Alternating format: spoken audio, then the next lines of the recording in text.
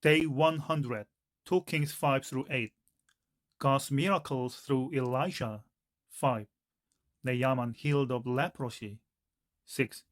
An ox head float. Elijah traps blinded Arameans. Famine besieged Samaria. 7. The siege lifted. 8. The Shunammite land restored. Hazael murders Ben-Hadad. Jehoram, king of Judah. Ahaziah, king of Judah. Point to ponder. God allows miracles through Elijah. Elijah, the great miracle worker of God, performs no fewer than 8 miracles in the space of chapter 4 through 8. In each case, God's power at work in the individual shows his readiness to do the same in the nation he has called his own.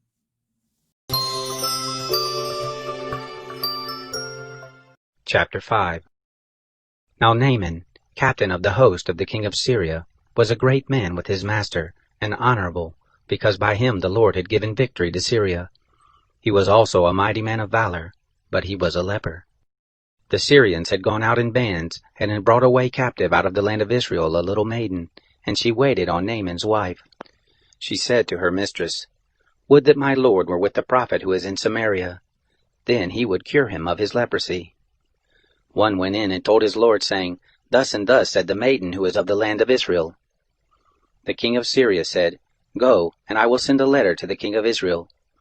He departed and took with him 10 talents of silver, and 6,000 pieces of gold, and 10 changes of clothing. He brought the letter to the king of Israel, saying, "Now when this letter is come to you, behold, I have sent Naaman my servant to you, that you may cure him of his leprosy." It happened, when the king of Israel had read the letter, that he tore his clothes and said, "Am I God, to kill and to make alive, that this man does send to me to heal the man of his leprosy?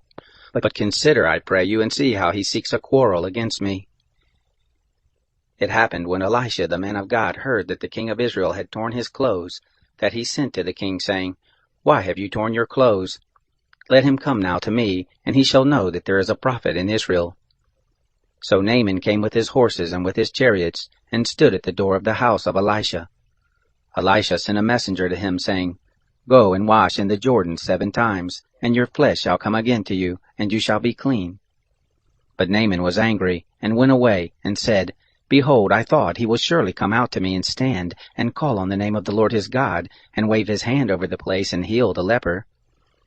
Aren't Abana and Pharpar, the rivers of Damascus, better than all the waters of Israel, that I may not wash in them and be clean?"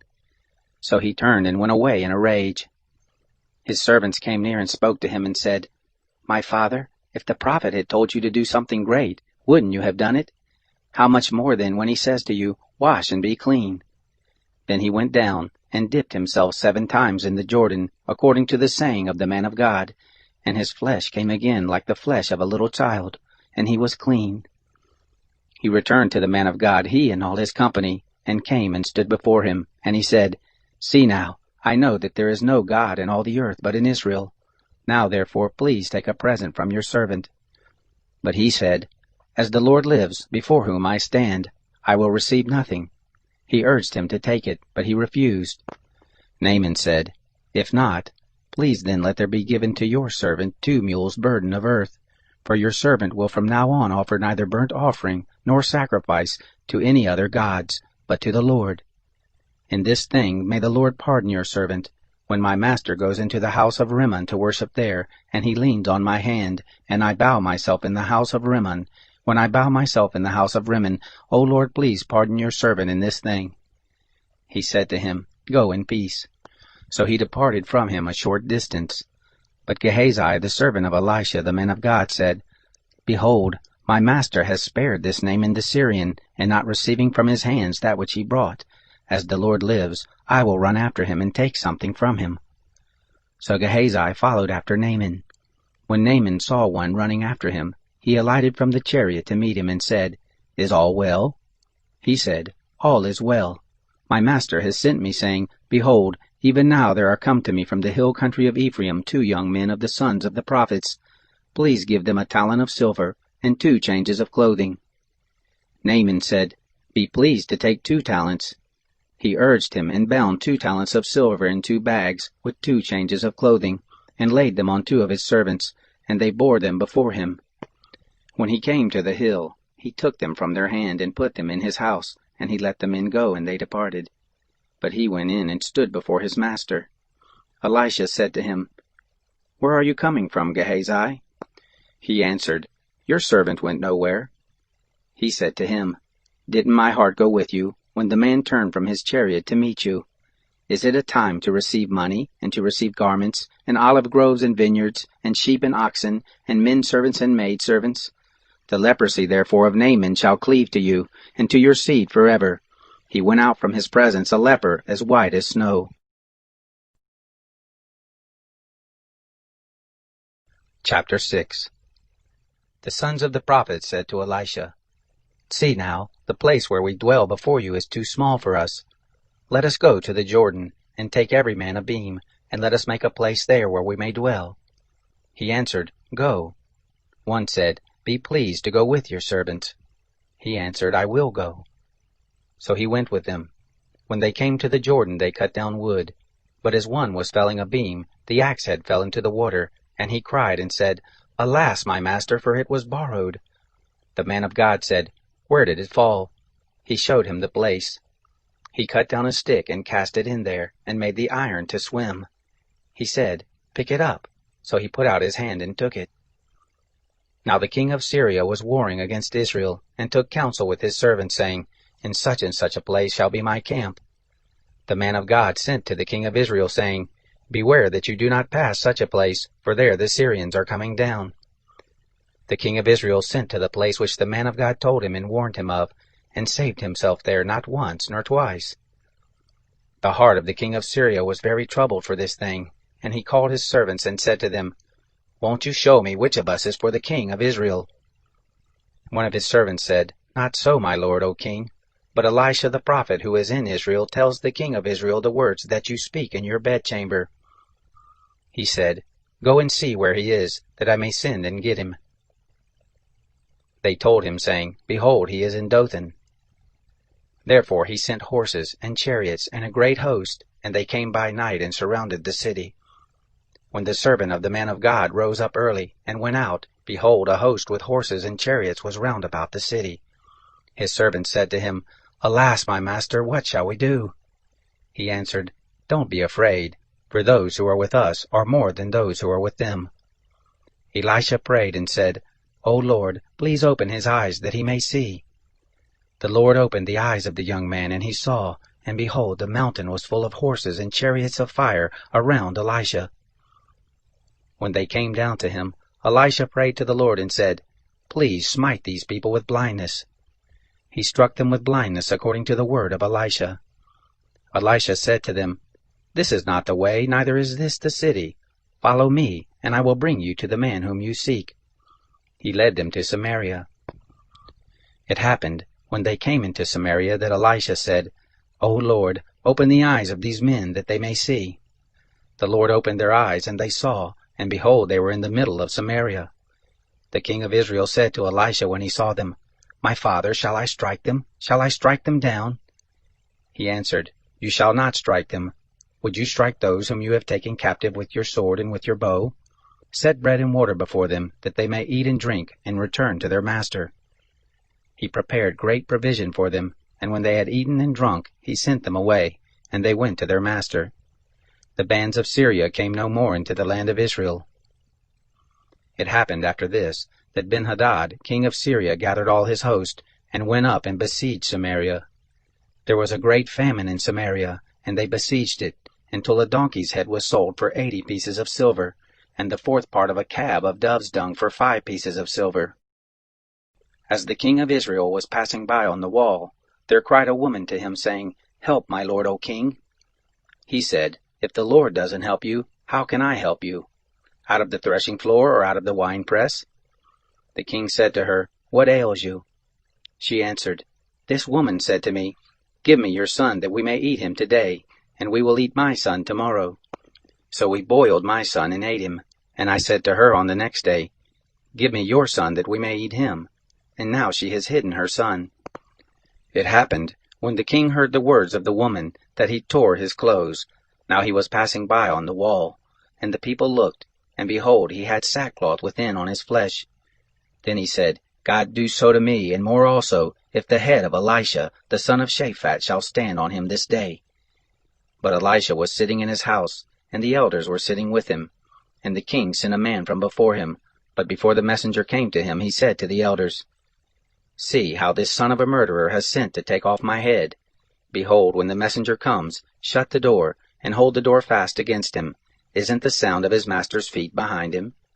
While he was yet talking with them, behold, the messenger came down to him, and he said, Behold, this evil is from the Lord. Why should I wait for the Lord any longer?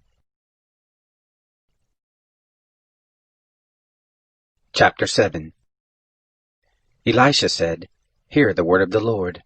Thus says the Lord, Tomorrow about this time a measure of fine flour shall be sold for a shekel, and 2 measures of barley for a shekel in the gate of Samaria. Then the captain, on whose hand the king leaned, answered the man of God and said, Behold, even if the Lord should make windows in heaven, can this thing be? He said, Behold, you shall see it with your eyes, but shall not eat of it.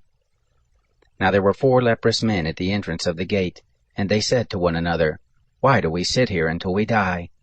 If we say, We will enter the city, then the famine is in the city, and we shall die there. And if we sit still here, we will die also. Now therefore, come, let us go to the host of the Syrians, and if they save us alive, we shall live, and if they kill us, we shall but die. They rose up in the twilight to go to the camp of the Syrians. And when they came to the outermost part of the camp of the Syrians, behold, there was no man there. For the Lord had made the host of the Syrians to hear a noise of chariots, and a noise of horses, even the noise of a great host. And they said to one another, Behold, the king of Israel has hired against us the kings of the Hittites and the kings of the Egyptians to come upon us. Therefore they arose and fled in the twilight, and left their tents and their horses and their donkeys, even the camp as it was, and fled for their life. When these lepers came to the outermost part of the camp, they went into one tent, and ate and drank, and carried away silver and gold and clothing, and went and hid it. And they came back, and entered into another tent, and carried away from there also, and went and hid it.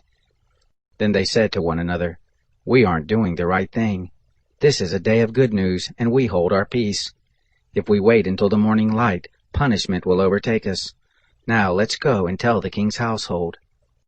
So they came and called to the porter of the city, and they told them, saying, We came to the camp of the Syrians, and there was no man there, neither voice of man, but the horses tied and the donkeys tied, and the tents as they were. He called the porters, and they told it to the king's household inside. The king arose in the night and said to his servants, I will now show you what the Syrians have done to us. They know that we are hungry, therefore they have gone out of the camp to hide themselves in the field, saying, When they come out of the city, we will take them alive and go into their city. One of his servants answered, Please let's take 5 of the horses that remain which are left in the city. Behold, they are as the multitude of Israel who are left in it, and they are as the multitude of Israel who are consumed. And let us send and see. They took therefore 2 chariots with horses, and the king sent after the host of the Syrians, saying, Go and see. They went after them to the Jordan, and all the way was full of garments and vessels, which the Syrians had cast away in their haste. The messengers returned and told the king. The people went out and plundered the camp of the Syrians. So a measure of fine flour was sold for a shekel, and 2 measures of barley for a shekel, according to the word of the Lord.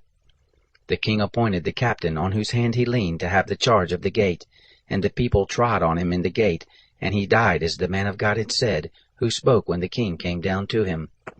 It happened, as the man of God had spoken to the king, saying, 2 measures of barley for a shekel, and a measure of fine flour for a shekel, will be tomorrow about this time in the gate of Samaria. And that captain answered the man of God and said, If the Lord should make windows in heaven, how can such a thing be?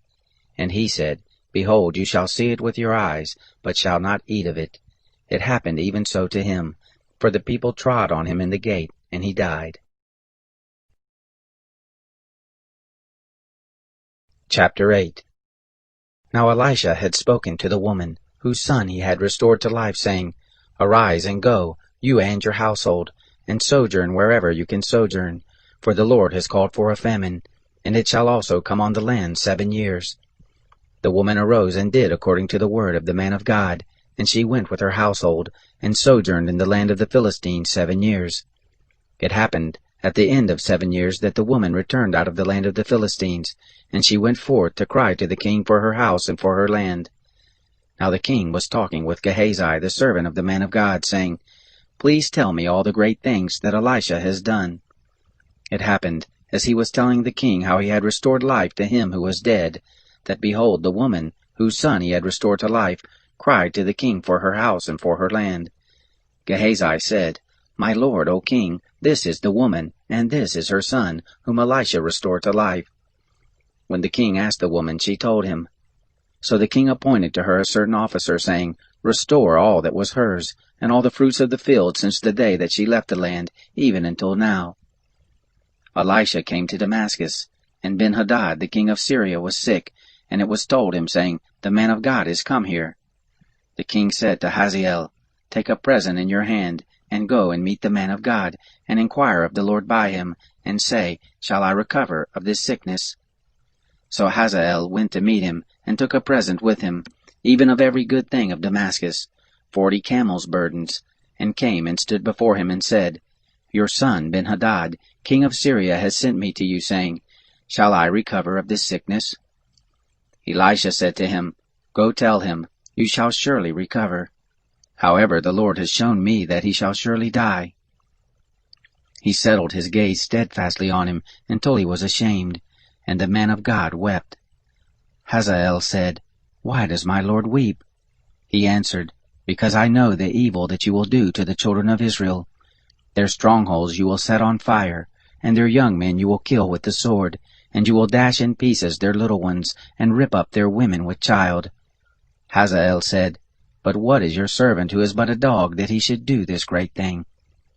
Elisha answered, The Lord has shown me that you will be king over Syria. Then he departed from Elisha and came to his master, who said to him, What did Elisha say to you? He answered, He told me that you would surely recover. It happened on the next day that he took the cover and dipped it in water and spread it on his face so that he died, and Hazael reigned in his place. In the 5th year of Joram, the son of Ahab, king of Israel, Jehoshaphat being then king of Judah, Jehoram, the son of Jehoshaphat, king of Judah, began to reign. 32 years old he was when he began to reign, and he reigned 8 years in Jerusalem. He walked in the way of the kings of Israel, as did the house of Ahab, for he had the daughter of Ahab as a wife, and he did that which was evil in the sight of the Lord. However, the Lord would not destroy Judah, for David his servant's sake, as he promised him to give him a lamb for his children always. In his days Edom revolted from under the hand of Judah, and made a king over themselves. Then Joram passed over to Zair, and all his chariots with him, and he rose up by night, and struck the Edomites who surrounded him, and the captains of the chariots, and the people fled to their tents. So Edom revolted from under the hand of Judah to this day. Then Libnah revolted at the same time. The rest of the acts of Joram, and all that he did, aren't they written in the book of the Chronicles of the kings of Judah? Joram slept with his fathers, and was buried with his fathers in the city of David, and Ahaziah his son reigned in his place. In the 12th year of Joram the son of Ahab, king of Israel, did Ahaziah the son of Jehoram, king of Judah, begin to reign.